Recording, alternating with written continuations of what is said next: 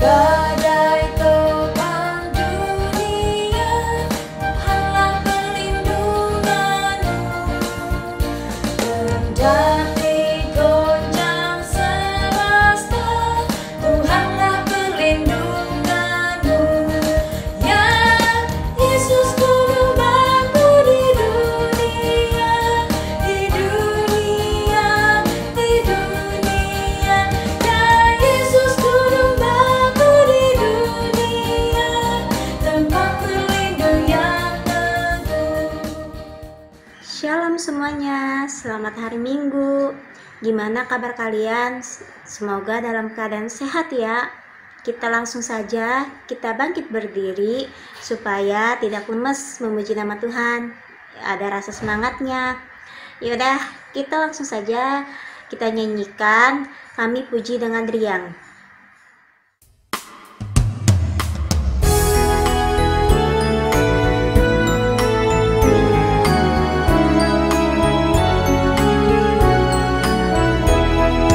Kami puji dengan riang di Kau Allah yang besar, bagai bunga terima siang, hati kami pun mekar. Kabut dosa dan derita, kebimbangan telah lenyap, sumber suka yang abadi di sinar-Mu menyerap.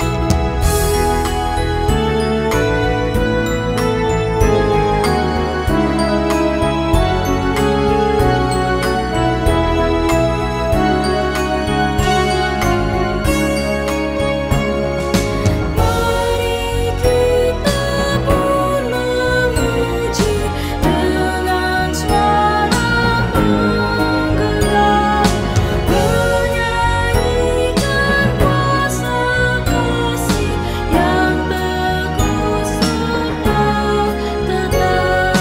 Kita maju dan bernyanyi, jaya walau diserang, ikut mengagungkan kasih dalam lagu pemenang.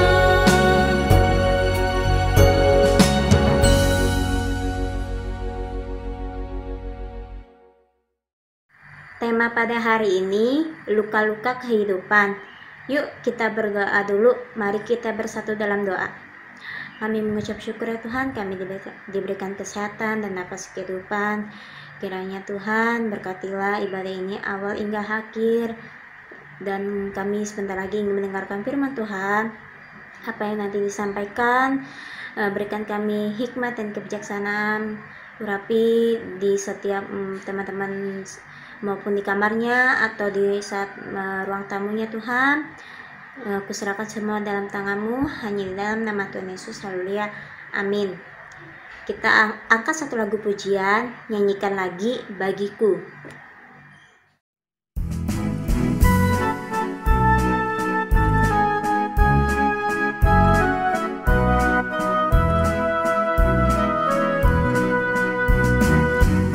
Nyanyikan lagi bagiku firman kehidupan, sungguh mulia dan merdu firman kehidupan.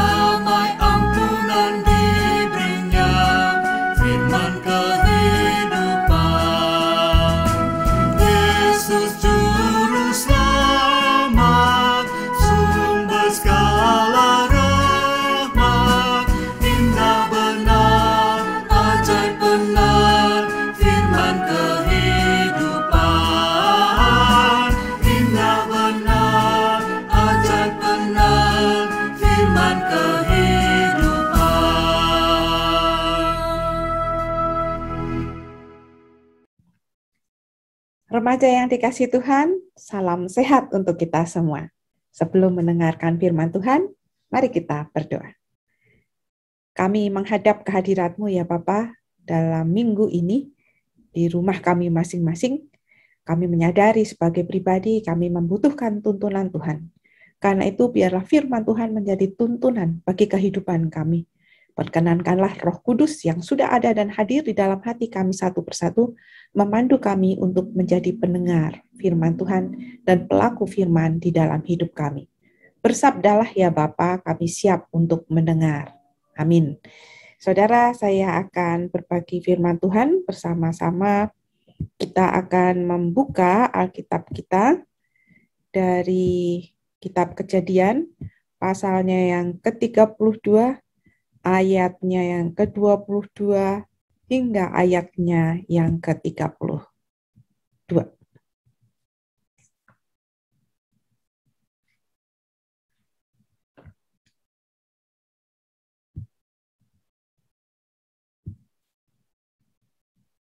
Saya akan membacakan dan saudara-saudara boleh membacanya di rumah masing-masing. Pada malam itu Yakub bangun dan ia membawa kedua istrinya, kedua budaknya perempuan dan ke-11 anaknya, dan menyeberang di tempat penyeberangan sungai Yabok. Sesudah ia menyeberangkan mereka, ia menyeberangkan juga segala miliknya. Lalu tinggallah Yakub seorang diri, dan seorang laki-laki bergulat dengan dia, sampai fajar menyingsing. Ketika orang itu melihat bahwa ia tidak dapat mengalahkannya, ia memukul sendi pangkal paha Yakub, sehingga sendi pangkal paha itu terpelecok ketika ia bergulat dengan orang itu. Lalu kata orang itu, biarkanlah aku pergi, karena fajar telah menyingsing. Sahut Yakub, aku tidak akan membiarkan engkau pergi, jika engkau tidak memberkati aku. Bertanyalah orang itu kepadanya, siapakah namamu? Sahutnya, Yakub. Lalu kata orang itu, namamu tidak akan disebutkan lagi Yakub, tetapi Israel, sebab engkau telah bergumul melawan Allah dan manusia, dan engkau menang. Bertanyalah Yakub, katakanlah juga namamu, tetapi sahutnya, mengapa engkau menanyakan namaku? Lalu diberkatinyalah Yakub di situ.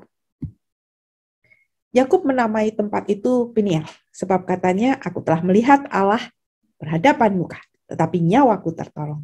Lalu tampaklah kepadanya matahari terbit, ketika ia telah melewati Peniel, dan Yakub pincang karena pangkal pahanya. Itulah sebabnya sampai sekarang orang Israel tidak memakan daging yang menutupi sendi pangkal paha, karena dia telah memukul sendi pangkal paha Yakub pada otot pangkal pahanya. Demikianlah firman Tuhan. Berbahagialah setiap kita yang mendengarkan firman Tuhan dan yang melakukannya di dalam hidup kita sehari-hari. Haleluya. Saudara, pernah punya bekas luka? Saya punya di tangan saya. Luka-luka seperti ini, apalagi selulit yang digambar ketiga, akan susah loh untuk dihilangkan. Ini luka-luka bekas yang kelihatan, yang nampak, dan mungkin bisa dioperasi atau di laser sehingga mengurangi warna atau luka atau bekas tertinggal sehingga bisa dihilangkan. Luka yang nampak lebih mudah dihilangkan. Namun ada satu luka yang susah untuk dihilangkan, yaitu luka yang tidak kelihatan, tapi hasilnya kelihatan. Luka apakah itu? Luka-luka dalam kehidupan yang hanya diketahui dalam hati kita. Jadi gambar-gambar ini ingin mengatakan bahwa bagaimana hati kita hancur sehingga mau menampakkan diri itu sedih, terluka, pusing, bingung, mau apa? Mau apa? Tidak ada pengharapan. Itulah orang-orang yang memiliki luka-luka batin. Bahkan memunculkan sikap atau dampak seperti ini, suka membuli, ya, seperti gambar yang ini. Atau melakukan tawuran dengan motor, balap liar. Atau melakukan kegiatan membuang sampah sembarangan, lalu membuat orang celaka, kemudian membuli orang, kemudian membuli binatang, menendang sampah, ataupun seperti ini, tawuran di jalan raya atau di jalan tol. Dampak luka hati ini sungguh sangat parah karena mempengaruhi keseluruhan kehidupan kita dan bisa membuat kita nampak buruk di hadapan orang lain. Nah, saudara-saudara yang dikasihi Tuhan, Di dalam Kisah Kejadian pasal 32 ayat 22 sampai 32 ini, kita melihat ada hal-hal yang membuat Yakub ini melakukan tindakan-tindakan luka-luka batin tadi yang nampak. Ishak dan Ribka ketika menikah memiliki anak, yaitu Esau dan Yakub. Dalam kehidupan sehari-hari, pengaruh keluarga ini sangat kuat. Bagaimana Ishak ini lebih menyukai Esau, karena Esau berbulu, sedangkan Yakub kulitnya tidak berbulu. Dan Ribka lebih menyukai Yakub, karena Yakub lebih sering di rumah, sedangkan Esau ini lebih suka di padang gurun. Karena pilih kasih, maka menjadi luka di dalam batin. Dan itu nanti mengakibatkan Yakub pun melakukannya kepada anak-anaknya. Ada anak yang dicintai, ada anak yang tidak dicintai. Pengaruh keluarga sangat mempengaruhi psikologis seorang anak. Karena itu perlu berhati-hati. Dan kemudian ketika luka-luka ini dibawa, maka akan menimbulkan dampak bagi remaja. Karena dia akan terluka dan teringat hal-hal yang tidak menyenangkan itu di dalam kehidupan sehari-hari. Lalu apa yang harus kita lakukan? Segera dibenahin. Hati-hati loh, kalau tidak dibenahin itu akan membuat luka-luka kita makin bertambah banyak. Karena itu firman Tuhan mengajak untuk kita ini bersama dengan Yakub melihat bagaimana Yakub ini siap dibongkar.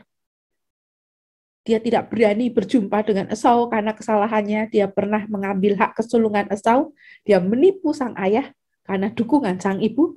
Jadi pilih kasih ini menjadi hal yang tidak baik. Kemudian membuat Yakub ini berbohong, menipu. Dia melarikan diri akhirnya ke rumah Laban. Laban pun ditipu olehnya. Dia lari lagi dari rumah Laban, mengambil seluruh anak-anaknya. Dan keluarganya dibawa pergi, tidak dengan baik-baik. Itu sebuah tindakan yang tidak baik. Bagaimana awalnya dia ditolong oleh Laban, tapi kemudian dia meninggalkan Laban. Karena itu siaplah dibongkar oleh Tuhan. Yakub pun dibongkar oleh Tuhan. Yakub bergumul bersama Tuhan. Dan di dalam pergumulan itu akhirnya Tuhan mengingatkan Yakub sehingga sendi pangkal pahanya terpelecok. Sendi pangkal paha dari Yakub ini. Dan kemudian ketika Yakub akhirnya sadar, dia bergumul dengan Allah. Dan dia saat itu juga bergumul dengan sisi manusianya. Bagaimana dia belajar untuk menerima Esau, tidak takut kepada Esau dan menyadari kesalahannya, serta membuka diri, maka kemudian dia diberi nama baru, yaitu Israel. Dia akan menjadi bangsa yang besar, karena dia bersedia untuk dibentuk ulang. Dia bersedia untuk dibongkar oleh Allah, dia bersedia untuk mendengarkan suara Allah, karena itu dia dibenahi, dan kemudian tentunya dia mendapat berkat Tuhan. Ini sesuatu yang luar biasa, yang diharapkan semua remaja juga di rumah masing-masing, di tengah kehidupan di sekolah, siap-siaplah bergumul. Apabila memiliki luka-luka batin, jangan pernah disimpan. Apa yang harus kita lakukan? Yang pertama adalah sadari dan benahi potret diri kita. Sadari apa yang membuat kita terluka. Jangan lari, jangan pergi, hadapi. Apa sih yang membuat saya tidak nyaman di rumah? Kenapa orang tua saya selalu marah-marah? Apa yang membuat orang tua saya marah? Jangan itu berdampak kepada kita. Berpikirlah selalu positif. Oh, orang tua marah ini karena lelah, karena capek. Saya jangan menambah lelah, supaya mereka tidak bertambah marah kepada saya. Saya harus menolong mereka dan menolong diri saya. Saya harus berelasi dengan baik, karena ini rumah saya. Seperti ketika kita pulang ke rumah, ingat, rumah itu adalah rumah bersama. Rumah orang tua, tapi rumah kita juga. Jadi jangan berpikir bahwa karena ini bukan rumah kita, lalu kita seenak-enaknya pulang rumah, ya udah main tidur, makan seenak-enaknya, nggak nyuci piring. Ya, jadi sudah disiapkan di meja makan, tapi kita asal makan dan kemudian meninggalkan piring, sampah nggak dibuang, baju kotor dilempar kemana-mana. Lalu siapa yang membenahi kalau bukan diri kita sendiri? Ya, jadi benahi. Sikap diri kita juga perlu dibenahi. Kita perlu bertanggung jawab terhadap diri kita di tengah keluarga kita, dimulai dari keluarga kita. Dan seperti yang Yakub alami ketika dia bergumul kepada Tuhan, maka mari kita juga bergumul kepada Tuhan. Apa yang membuat orang tua saya bersikap seperti ini. Doakan juga, jangan lupa ya, dalam membenahi potret diri, kita juga perlu untuk berdoa, mendoakan orang tua kita, mendoakan diri kita, supaya ada damai dengan diri kita dan Tuhan kita. Kalau kita sudah bisa menerima diri kita dan Tuhan kita, maka kita menjadi pribadi yang terbuka. Luka-luka itu akan pulih dan sembuh, dan kita bisa memperlakukan orang dengan baik, tidak membuli. Tidak melakukan hal-hal yang membuat kita ini baik di rumah tapi tidak baik di luar rumah. Atau tidak baik di luar rumah tapi baik di rumah. Tidak baik di dalam rumah tetapi baik di luar rumah. Itu juga bukan pilihan yang baik. Kita mesti tetap baik dimanapun kita berada karena kita anak-anak Tuhan. Karena itu selalulah berdamai dengan diri dan Tuhan. Dan yang terakhir adalah jalani hidup dengan sukacita. Kita menerima anugerah, yaitu ketika Yakub juga tadi bergumul bersama Tuhan, diberkati. Maka jalanilah hidup ini dengan sukacita, karena kita adalah orang-orang yang diberkati Tuhan. Jadi saudara, luka-luka yang tidak kelihatan itu berbahaya, karena itu perlu segera diubah. Kita perlu membenahi diri kita, kita perlu berpikir positif, dan jangan lupa berdamai dengan Tuhan, dan kita bisa mengatakan dan menerima seperti kata-kata doa serenity prayer ini, anugerahkanlah kedamaian kepadaku untuk menerima hal-hal yang tidak dapat aku ubah, dan juga berilah keberanian untuk mengubah hal-hal yang tidak dapat kuubah, tetapi juga berilah kebijaksanaan untuk mengetahui perbedaannya. Ada hal-hal yang tidak dapat kita ubah, namun ada hal-hal yang bisa kita ubah. Kita berani untuk menerima perubahan itu. Namun, kita juga minta diberi hati bijaksana untuk mengetahui perbedaannya. Mari remaja, kita lakukan di dalam kehidupan kita hari lepas hari. Amin. Saat teduh untuk kita semua.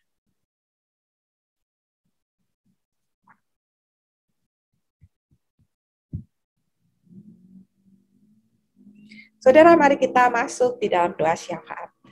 Mengucap syukur ya Bapa atas berkat dan anugerah-Mu, ketika remaja diberi kesempatan untuk mengenali luka-luka batin yang tidak kelihatan namun berdampak luas, karena kami bisa merugikan diri kami sendiri, kami bisa merugikan orang tua kami bisa merugikan orang-orang di sekitar kami, ataupun rekan di sekolah, mendukakan banyak orang. Karena itu mampukan kami untuk berdamai, mampukan kami untuk menerima hal-hal yang tidak dapat kami ubah, namun berilah kami keberanian untuk mengubah hal-hal yang dapat kami ubah, dan berilah kebijaksanaan untuk bisa memilih ataupun memahami mana yang tidak dapat diubah, mana yang bisa kami ubah. Karena itu berilah kekuatan, kedamaian hati untuk berani menjalani luka-luka batin ini, atau luka-luka dalam kehidupan, melalui ataupun bersama dengan keluarga, melalui orang-orang yang kami kasihi, sehingga kami memiliki hubungan yang lebih baik dengan sesama, dan menjadi berkat bagi Tuhan dan bagi sesama manusia, serta bagi diri kami sendiri. Mampukan juga kami untuk menjadi siswa teladan di tengah kehidupan, dimulai dari diri kami sendiri, mau berubah, mau menjadi lebih baik, mau berdamai dengan banyak orang, dan terutama berdamai dengan Tuhan. Dan selalu berpikir positif serta menjalankan tugas panggilan dengan baik. Inilah doa kami ya Bapa yang jauh dari sempurna, yang kami mohonkan dalam Kristus Yesus, sertailah para pelajar ini juga dan keluarga untuk selalu berpikir positif dan juga melakukan proteksi diri dalam menjalankan vaksinasi, serta melakukan hal-hal yang baik di tengah situasi pandemi ini. Bapa kami yang ada di surga, dikuduskanlah nama-Mu, datanglah kerajaan-Mu, jadilah kehendak-Mu di bumi seperti di surga. Berikanlah kami pada hari ini makanan kami yang secukupnya, dan ampunilah kami akan kesalahan kami, seperti kami juga mengampuni orang yang bersalah kepada kami. Dan janganlah membawa kami ke dalam pencobaan, tetapi lepaskanlah kami daripada yang jahat, karena Engkau-lah yang punya kerajaan dan kuasa dan kemuliaan sampai selama-lamanya. Amin. Bagi teman-teman ingin melakukan persembahan, bisa menitipkan kedua orang tua atau datang langsung ke pastori. Sebelum kita mengakhiri ibadah kita angkat satu lagu pujian, Indah Mulia Bahagia Penuh.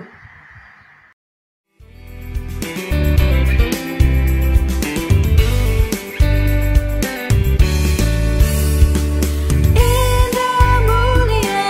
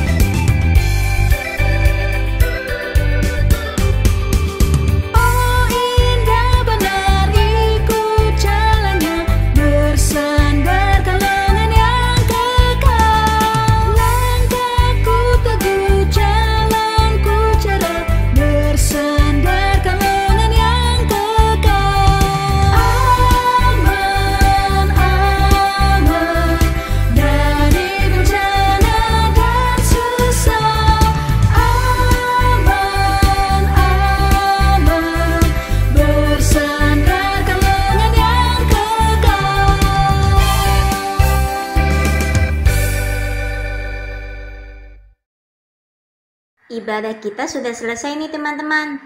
Nah, sekarang kan memasuki awal September. Kiranya diberikan kesehatan, terus berkat anugerah Tuhan selalu turun dalam keluarga kalian. Sampai jumpa minggu depan. Tuhan Yesus memberkati. Bye-bye.